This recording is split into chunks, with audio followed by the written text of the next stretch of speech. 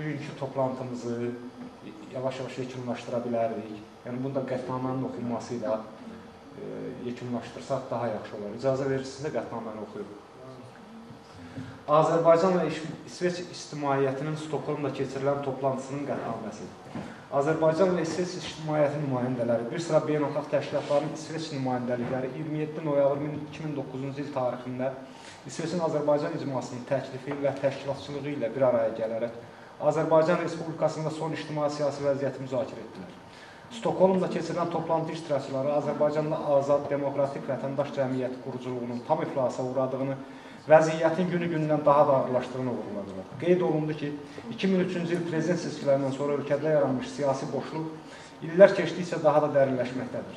Siyasi müxalifətin dəfələrlə təklif etməsinə baxmayaraq, indiki iqtidar indiyədək Azərbaycanda ölkəmiz üçün həyata əhəmiyyət daşıyan məsələlər, problemlərlə bağlı bir dəfə də olsun adi dialoq istəyində belə olmayıb və özünün bütün sahələrdə yaratmaz fəaliyyəti ilə dövləti və xalqımızı olduqca acınacaqlı bir duruma salır. Nə qədər acı olsa da etiraf etməliyik ki, bugünkü Azərbaycan bütün görüntü və reallıqları ilə feodalizm dövrünü xatırladır. Bugün ölkəmizdə ən adi insan haqlarının tapdaq altında qalması, vətəndaşlarımızın polis dəyənəyi hesabına qul vəziyyətinə salınması, dövlət məmurlarının ölçüyə gəlməz harınlığı, korrupsiya və rüşvətin həyat normasına çevrilməsi, əxlaq və mənəviyyatımızın məhv edildiyi heç kim birimizə sir deyil. Eyni zamanda onu da bilirik ki, Azərbaycanın məhz Əliyevlər klanının gətirdiyi bədbəxtliklərə və eybəcərliklərə qarşı mübarizə aparan siyasi qüvvələr və ayrı-ayrı fədakar insanlar olmasaydı, mövcud durum indikindən də ağır və acınacaqlı olardı. Təbii ki, bu sırada Azərbaycanın azad fikir və düşüncəyə, milli əqidəyə, cəsarət və dəyanətə malik jurnalistlərinin, yaradıcı insanların özünə məxsus yeri var. Təəssüf hissi ilə qeyd edirik ki, son dövrdə Azərbaycandakı mövcud hərbi polis rejimi tərəfindən ən çox təzyiqə məruz qalan insanlar məhz bu təbəqəyə məxsusdurlar. Dediklərimizi əsaslandırmaq üçün faktlara nəzər salaq.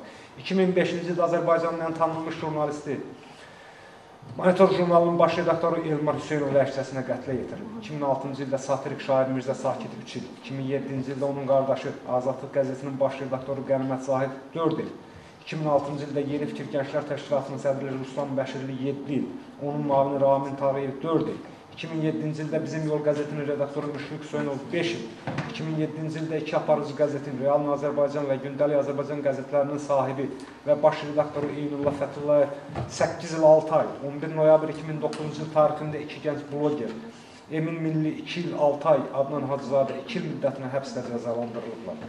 Bu siyahıya Bahəddin Həziyev, Zamin Hacı, Aqil Xəlil və onlarla başqa döyülən, işgəncəyə məruz qalan, əlil edilən, ölkədən qaçmağa məcbur olan jurnalistləri, əmlaki müsadirə olunub bağlanan qəzetləri, Azadlıq Radiosu və BBC-nin FM dalğalarından çıxarılmasını da əlavə etmiyorlar.